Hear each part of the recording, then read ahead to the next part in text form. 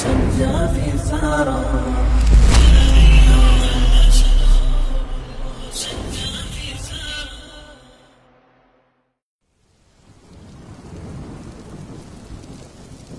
ولقد بعثنا في كل أمة رسولا أن اعبدوا الله واجتنبوا الطاغوت الحمد لله نحمده ونستعينه ونستغفره ونعوذ بالله من شرور أنفسنا وصلى الله وسلم على نبينا محمد وعلى آله وصحبه أجمعين أما بعد গত পর্বে আমরা আলোচনা করেছিলাম বালা মুসিবত দূর করা অথবা প্রতিরোধ করার উদ্দেশ্যে রিং তাগা ইত্যাদি পরিধান করা শিরক। 2 ঝাড়ফুঁক ও তাবিজ কবচ প্রসঙ্গে। 3 যে ব্যক্তি কোনো গাছ পাথর প্রভৃতি দ্বারা বারাকা অর্জন করতে চায়। এই 3টি বিষয় নিয়ে গত পর্বে আমরা আলোচনা করেছিলাম। আর এই পর্বে আমরা আলোচনা করব আরও 3টি অধ্যায় নিয়ে। 1 আল্লাহ ছাড়া অন্যের নামে জবাহ করা। 2 যে স্থানে গায়রুল্লাহর উদ্দেশ্যে পশু জবাহ করা হয় সেই স্থানে আল্লাহর উদ্দেশ্যে জবাহ করা শরীয়তসম্মত নয়। 3 আল্লাহ ব্যতীত অন্য কারোর উদ্দেশ্যে মানত করা শিরক। এখন আমরা আলোচনা করব অধ্যায় 9 আল্লাহ ছাড়া অন্যের নামে জবাহ করা। আল্লাহ ব্যতীত অন্যের নামে জবাহ করার ব্যাপারে হুঁশিয়ারি এসেছে। নিশ্চয়ই তা আল্লাহর সাথে শরীক স্থাপন করা। জবাহ করার অর্থ হল রক্ত প্রবাহিত করা।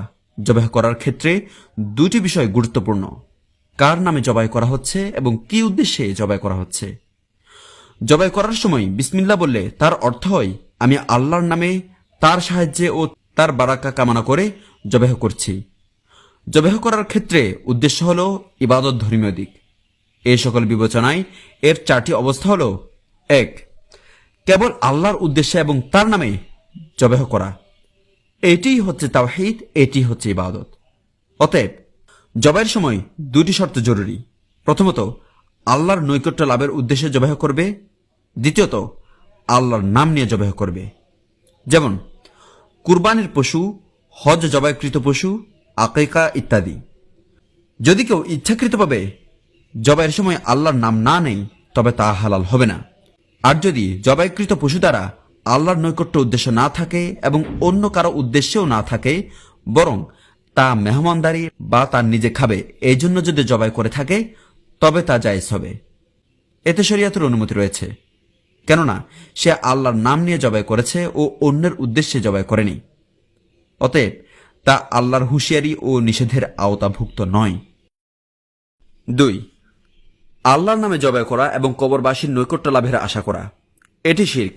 যেমন সে বলে বিসমিল্লাহ, আমি আল্লাহর নামে জবাই করছি, এবং সে জবাই করে রক্ত প্রবাহিত করে, কিন্তু এর দ্বারা তার নিয়ত হল দাফনকৃত কোনো নবী বা সৎ ব্যক্তির নৈকট্য অর্জন করা। সুতরাং যদিও সে আল্লাহর নামে জবাই করেছে, তবুও একদিক দিয়ে তা শিরকের পর্যায়ে পৌঁছে গেছে, কেননা সে দাফনকৃত ব্যক্তির সম্মানেই রক্ত প্রবাহিত করেছে, আল্লাহর জন্য নয়। কোন কোন গ্রাম বা শহরে দেখা যায় যে তারা যদি কোনো আগন্তুকের সম্মান প্রদর্শন করতে চায় তবে তার চতুষ্পদ জন্তুর মধ্যে উট বা অন্য কোনো প্রাণী দ্বারা তাকে অভ্যর্থনা জানায় এবং তার সন্তুষ্টির জন্য তা জবাই করে ও তার আগমনের সময় রক্ত প্রবাহিত করে। এই জবাইতে যদিও আল্লাহর নাম স্মরণ করা হয়, কিন্তু যেহেতু তার দ্বারা আল্লাহ ব্যতীত অন্যকে সন্তুষ্ট করার উদ্দেশ্য থাকে, এই জন্য উলামায়ে কেরাম উক্ত কাজকে হারাম বলে ফতোয়া দিয়েছেন, কেননা তাতে আল্লাহ ব্যতীত অন্যের নামে রক্ত প্রবাহিত করা হয়েছে। সুতরাং তা খাওয়াও জায়েজ নয়।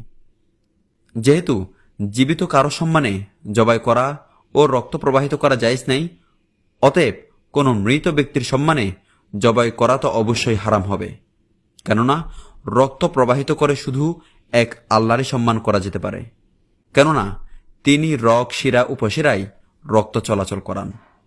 অতএব এর মাধ্যমে ইবাদত ও সম্মান তারই প্রাপ্য। 3 আল্লাহ ব্যতীত অন্যের নামে জবাই করে তা আল্লাহ তাআলার জন্য উৎসর্গ করা, যা অতি বিরল।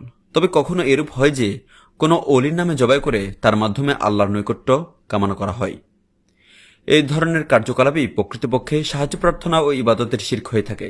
ফলকথা, আল্লাহ ব্যতীত অন্যের উদ্দেশ্যে জবাই ইবাদতের শিরক, এবং আল্লাহ ব্যতীত অন্যের নাম নিয়ে পশু জবাই সাহায্য প্রার্থনায় শিরক হয়ে থাকে।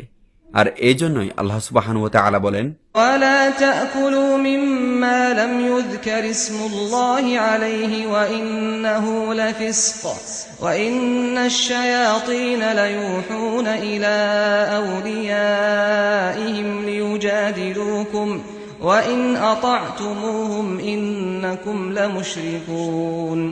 আর যে জন্তু জবাই করার সময় আল্লাহর নাম উচ্চারণ করা হয়নি তা তোমরা ভক্ষণ করো না, কেননা এটা গর্হিত বস্তু।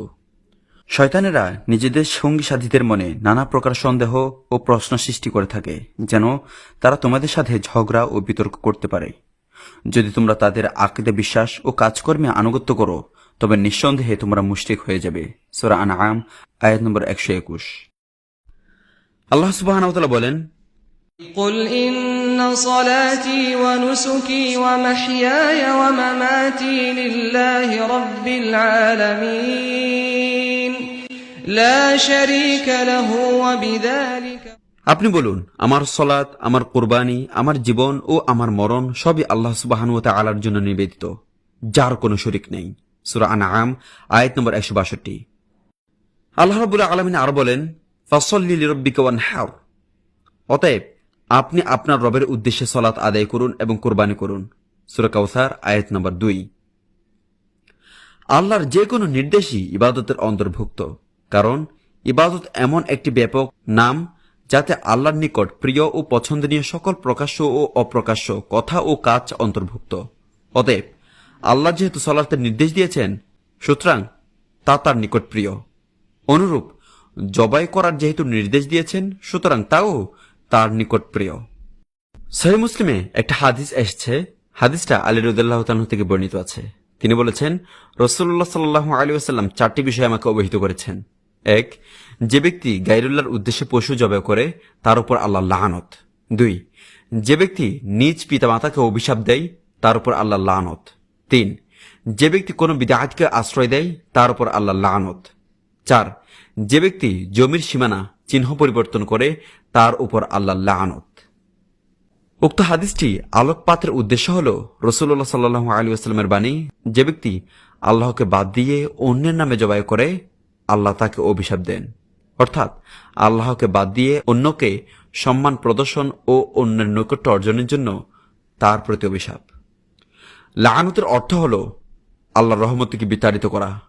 সুতরাং যে ব্যক্তির উপর স্বয়ং আল্লাহ লাআনত অভিশাপ করেন তাকে তিনি স্বীয় বিশেষ রহমত থেকে বিতাড়িত করেন। পক্ষান্তরে আল্লাহর রহমত মুসলিম কাফির সবার মধ্যে পরিব্যাপ্ত। জেনে রাখা উচিত, যে পাপের সাথে অভিশাপের হুঁশিয়ারি জড়িত তা কবিরা গুনাহের অন্তর্ভুক্ত। আল্লাহ ব্যতীত অন্যের নৈকট্য অর্জন ও সম্মানের উদ্দেশ্যে যেহেতু জবাই করা শিরক, এই জন্য শিরকে পতিত ব্যক্তি আল্লাহর অভিশাপ ও হুঁশিয়ারি ও তার রহমত থেকে বিতাড়িত হওয়ারই উপযুক্ত। তারেক বিন শিহাব কর্তৃক বর্ণিত হাদিসে রাসূল সাল্লাল্লাহু আলাইহি ওয়াসাল্লাম ইরশাদ করেছেন, এক ব্যক্তি একটি মাছির ব্যাপারে জান্নাতে প্রবেশ করেছে, আরেক ব্যক্তি একটি মাছির ব্যাপারে জাহান্নামে গিয়েছে। সাহাবায়ে কেরাম বললেন, ইয়া রাসূলুল্লাহ, এমনটি কিভাবে হলো? তিনি বললেন, দুইজন লোক এমন একটি কওমের নিকট দিয়ে যাচ্ছিল যার জন্য একটি মূর্তি নির্ধারিত ছিল। উক্ত মূর্তিকে কোনো কিছু নজরানা বা উপহার না দিয়ে কেউ সেই স্থান অতিক্রম করত না। উক্ত কওমের লোকেরা দুইজনের একজনকে বলল, মূর্তির জন্য তুমি কিছু নজরানা পেশ করো। সে বলল, নজরানা দেওয়ার মতো আমার কাছে কিছুই নাই। তারা বলল, অন্তত একটা মাছি হলে নজরানা স্বরূপ দিয়ে যাও। অতঃপর সে একটা মাছি মূর্তিকে উপহার দিল। তারাও লোকটির পথ ছেড়ে দিল। এর ফলে মৃত্যুর পর সে জাহান্নামে গেল। অপর ব্যক্তিকে তারা বলল, মূর্তিকে তুমিও কিছু নজরানা দিয়ে যাও। সে বলল, একমাত্র আল্লাহ ছাড়া অন্য কারো নৈকট্য লাভের জন্য আমি কাউকে কোনো নজরানা দেই না। এর ফলে তারা তার গর্দান উড়িয়ে দিল। মৃত্যুর পর সে জান্নাতে প্রবেশ করল। উক্ত হাদিস দ্বারা প্রমাণিত হয় যে নিশ্চয়ই জবাই করে দেবতার নৈকট্য অর্জন জাহান্নামে প্রবেশের কারণ হয়ে দাঁড়িয়েছে। আর যা বোঝা যায়, যে ওই কাজটি করেছে সে মুসলিম ছিল, কিন্তু সে যা করেছে তার ফলে সে জাহান্নামে গেছে। অতএব এটি প্রমাণ করে যে নিশ্চয়ই আল্লাহ ব্যতীত অন্যের নামে জবাই করা আল্লাহ তাআলার সাথে মহাশিরক। উক্ত হাদিসে তার বাণী নজরানা পেশ করো, অর্থাৎ নৈকট্য অর্জনের জন্য জবাই করো। এ থেকে বোঝা যায় যে ওই জাতির লোকেরা উক্ত পথিকদের সে কাজের জন্য বাধ্য করেনি, কেননা তার পূর্বে এরও বর্ণনা রয়েছে যে তারা কাউকে নজরানা পেশ করা ব্যতীত ওই রাস্তা দিয়ে অতিক্রম করতে দিত না। তাতে কোনো বাধ্যবাধকতা ছিল না। অতএব সে যদি চাইতো তবে বলতে পারত, যেখান থেকে আমি এসেছি সেখানে ফিরে যাব। তবে যদি বলা হয় তার নজরানা পেশ না করার কারণে হত্যার হুমকি দিয়েছিল, এই জন্য সে ওই কাজ করার জন্য বাধ্য ছিল, আর বাধ্যকর অবস্থায় কোনো কিছু ধর্তব্য নয়, এর উত্তর হল এই ঘটনা ছিল আমাদের পূর্ববর্তী উম্মতের। বাধ্যকর অবস্থায় কুফরি কালাম বা কুফরি কর্ম ঈমানের স্থিতিশীলতা ও দৃঢ়তার সাথে জায়েজ হওয়া এই উম্মতের জন্য খাস, পূর্ববর্তী উম্মতের জন্য এর বৈধতা ছিল না। এই অধ্যায় থেকে আমরা যেই বিষয়গুলো শিখলাম: 1. প্রথম অভিশপ্ত ব্যক্তি হচ্ছে গায়রুল্লাহর উদ্দেশ্যে পশু জবাইকারী। 2. যে ব্যক্তি নিজ পিতামাতাকে অভিশাপ দেয় তার উপর আল্লাহ লানত। এর মধ্যে এ কথাও নিহিত আছে যে তুমি কোনো ব্যক্তির পিতামাতাকে অভিশাপ দিলে সেও তোমার পিতামাতাকে অভিশাপ দেবে। 3. যে ব্যক্তি বিদআতকে আশ্রয় দেয় তার উপর আল্লাহ লানত। বিদআতি হচ্ছে ওই ব্যক্তি যে দ্বীনের মধ্যে এমন কোন নতুন বিষয় আবিষ্কার বা উদ্ভাবন করে যাতে আল্লাহর হক ওয়াজিব হয়ে যায়। 4. যে ব্যক্তি জমির সীমানা বা চিহ্ন পরিবর্তন করে তার উপর আল্লাহ লানত। এটা এমন চিহ্নিত সীমানা যা তোমার এবং তোমার প্রতিবেশীর জমির অধিকারের মধ্যে পার্থক্য নির্ণয় করে। এটা পরিবর্তনের অর্থ হচ্ছে তার নির্ধারিত স্থান থেকে সীমানা এগিয়ে আনা অথবা পিছনে নিয়ে যাওয়া। 5. নির্দিষ্ট ব্যক্তির উপর লানত এবং সাধারণভাবে পাপীদের উপর লানতের মধ্যে পার্থক্য। 6. এই গুরুত্বপূর্ণ কাহিনীটি মাছির কাহিনী হিসেবে পরিচিত। 7. তার জাহান্নামে প্রবেশ করার কারণ হচ্ছে ওই মাছি যা নজরানা হিসেবে মূর্তিকে দেওয়ার কোনো ইচ্ছা না থাকা সত্ত্বেও কওমের অনিষ্টতা হতে বাঁচার উদ্দেশ্যেই সে কাজটি করেছে। 8. যে ব্যক্তি জাহান্নামে গিয়েছে সে একজন মুসলমান, কারণ সে যদি কাফির হতো তাহলে এ কথা বলা হতো না একটি মাছির ব্যাপারে সে জাহান্নামে প্রবেশ করেছে, অর্থাৎ মাছি সংক্রান্ত শিরকি ঘটনার পূর্বে সে জান্নাতে যাওয়ার যোগ্য ছিল। 9. এতে সেই সহিহ হাদিসের পক্ষে সাক্ষ্য পাওয়া যায় যাতে বলা হয়েছে, জান্নাত তোমাদের কোনো ব্যক্তির কাছে তার জুতার ফিতার চেয়েও নিকটবর্তী, জাহান্নামও তদ্রূপ নিকটবর্তী। 10. এটা জেনে নেওয়া প্রয়োজন যে অন্তরের আমলই হচ্ছে মূল উদ্দেশ্য, এমনকি মূর্তি পূজারীদের কাছেও এ কথা স্বীকৃত। এখন আমরা আলোচনা করব যে স্থানে গায়রুল্লাহর উদ্দেশ্যে পশু জবাহ করা হয় সেই স্থানে আল্লাহর উদ্দেশ্যে জবাহ করা শরীয়তসম্মত নয়। এ অধ্যায়ে বর্ণিত মাকান দ্বারা নির্ধারিত স্থান ও তার পার্শ্ববর্তী স্থান বোঝানো হয়েছে, আর এই দুটি অর্থই এক্ষেত্রে উদ্দেশ্য, অর্থাৎ যে স্থানে আল্লাহ ব্যতীত অন্যের উদ্দেশ্যে জবাহ করা হয় সেই স্থানের পার্শ্বে জবাই করা যাবে না। না খোদ সেই স্থানে জবাই করা যাবে যেখানে আল্লাহ ব্যতীত অন্যের উদ্দেশ্যে জবাই করা হয়, কেননা তাতে উভয় অবস্থাতেই যারা গায়রুল্লাহর জন্য জবাই করে তাদের সাথে মিল ও সাদৃশ্য হয়ে যায়। উক্ত মাসালার উদাহরণ মনে করুন, যদি কোনো স্থান মাজার বা আস্তানায় গায়রুল্লাহর নামে জবাই করে মুশরিক ও কুসংস্কারপন্থী ও বিদআতির কবরবাসীর বা অন্য কোনো উদ্দেশ্যে, তবে সেখানে নিশ্চয়ই তাওহীদবাদী মুসলমানের জন্য জবাই করা জায়েজ হবে না যদি উক্ত জবাই একমাত্র আল্লাহরই উদ্দেশ্য হয়, কেননা এভাবে ওই স্থানের মর্যাদা দেয়াতে ওই সমস্ত মুশরিকদের সাদৃশ্য হয়ে যায় যারা ওইসব স্থানে গায়রুল্লাহর জন্য বিভিন্ন ইবাদত আঞ্জাম দিয়ে থাকে। সুতরাং যেখানে গায়রুল্লাহর উদ্দেশ্যে পশু জবাই করা হয় সেখানেই আল্লাহর উদ্দেশ্যে জবাই করা শুধু হারাম নাজায়েজ নয়, বরং তা শিরকের বাহন, যাতে সেই স্থানের তাজিম সম্মান প্রদর্শিত হয়, যার হুকুম হল হারাম ও শিরকের মাধ্যম। আল্লাহ তাআলা বলেন, লা তাকুম ফীহি আবাদা, হে নবী আপনি কখনো সেখানে দাঁড়াবেন না। সূরা তওবা আয়াত নম্বর 108। মুনাফিকদের তৈরি করা মসজিদে জিয়ারার ক্ষেত্রে এই নিষেধাজ্ঞা আরোপ করা হয়েছে, কারণ এটি প্রতিষ্ঠা করা হয়েছিল আল্লাহ তার রসুলের প্রতি চ্যালেঞ্জ করে। অতএব যদি সেখানে সালাত আদায় করা হতো তবে তার দ্বারা সলাতে তাদের সাথে অংশগ্রহণ করা হতো, যা নাজাইজ। কেননা সেখানে সলাত আদায়ে তাদেরকে সমর্থন করা তাদের দল বৃদ্ধি এবং সাধারণ লোকদের জন্য জায়েজ সাব্যস্ত হয়ে যেত। সুতরাং আল্লাহ তাআলা তার নবী ও মুমিনদেরকে মসজিদে জিরারে সালাত আদায় নিষেধ করেন। অথচ নবী সাল্লাল্লাহু আলাইহি ওয়াসাল্লাম এবং মুমিনগণ যদি সেখানে সালাত আদায় করতেন তবে তা একমাত্র আল্লাহর জন্যই করতেন। কিন্তু তা সত্ত্বেও তাদেরকে এই জন্য সেখানে সালাত আদায় নিষেধ করা হয়েছে যেন তাতে মুনাফিকদের সাথে অংশগ্রহণ ও সাদৃশ্য না থাকে। অনুরূপ যে স্থানে গায়রুল্লাহর জন্য পশু জবাই করা হয় সেখানে আল্লাহ তাআলার জন্য পশু জবাই জায়েজ নয়, যদিও তার দ্বারা একমাত্র আল্লাহর সন্তুষ্ট উদ্দেশ্য হয়, কেননা এর দ্বারা উক্ত স্থানের সম্মান ও মুশরিকদের সাথে সাদৃশ্য হয়ে যায়। সাহাবী সাবিন বিন আদ-দাহহাক রাদিয়াল্লাহু তাআলা থেকে বর্ণিত, তিনি বলেছেন, এক ব্যক্তি বুয়ানা নামক স্থানে একটি উট কুরবানি করার জন্য মানত করল। তখন রাসূল সাল্লাল্লাহু আলাইহি ওয়াসাল্লাম জিজ্ঞেস করলেন, সেই স্থানে কি এমন কোন মূর্তি ছিল জাহেলি যুগে যার পূজা করা হতো?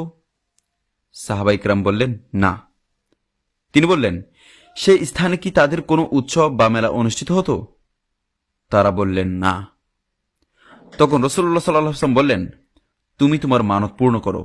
তিনি আরো বললেন, আল্লাহর নাফরমানিমূলক কাজে মানত পূর্ণ করা যাবে না। আদম সন্তান যা করতে সক্ষম নয় তেমন মানতও পূরণ করা যাবে না।